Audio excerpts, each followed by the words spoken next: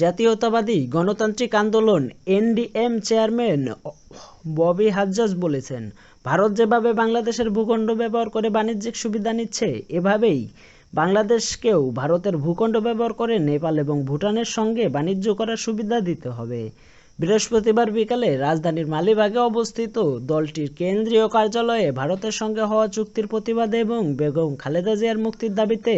আয়োজিত এক সংবাদ সম্মেলনে তিনি এসব কথা বলেন। বাংলাদেশের অভ্যন্তরে ভারতীয় রেল চলাচল বিষয়ক সমঝোতা স্মারক নিয়ে ভারতের পররাষ্ট্র সচিবের কাছে প্রশ্ন রেখে ববি হাজ্জাজ বলেন, আওয়ামী লীগ কি আমাদের এই ভূখণ্ড ব্যবহার করার অধিকার দেওয়ার প্রতিশ্রুতি দিয়েছিল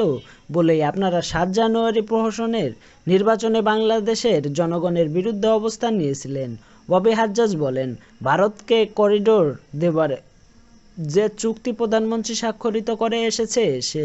বিষয়ে আমাদের স্পষ্ট দাবি হলো, বাংলাদেশকেও ভারতের ভূখণ্ড ব্যবহার করে নেপাল এবং ভুটানের সঙ্গে বাণিজ্য করার সুবিধা প্রদান করতে হবে এবং সেই সঙ্গে তিস্তা প্রকল্পে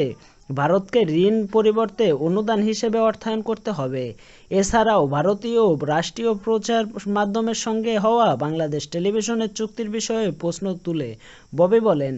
তারা কি এখন নরেন্দ্র মোদীর গুণগান প্রচার করবে?